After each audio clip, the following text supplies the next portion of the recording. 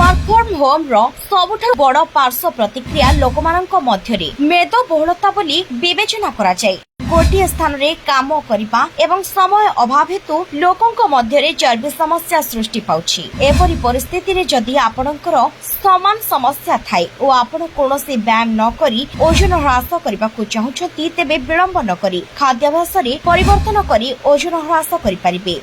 लेंबू और गुड़े तैयारी एही सुस्थ पानीय को निज डाएट रे शामिल करंतु।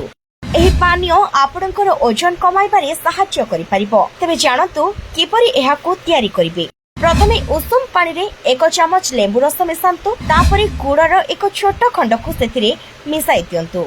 एही पानी को किछि समय पर्यंत चामच रे गोळांतु, जेपरि लेंबू रस और गुड़ भल भाबरे बेसिछिबो। तापरे एहाको पियंतु।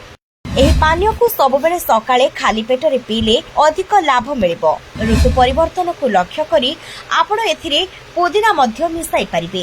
एही पानीय रे पुदीना व्यवहार करिबा स्वास्थ्य और स्वाद पाई भल अटे। एही पानीय तयारी करिबा समय रे अधिक गुड़ व्यवहार करंतु नाही। अधिक गुड़ पानीय रे पकाइबा द्वारा एहार स्वाद बिगिड़िजिबो।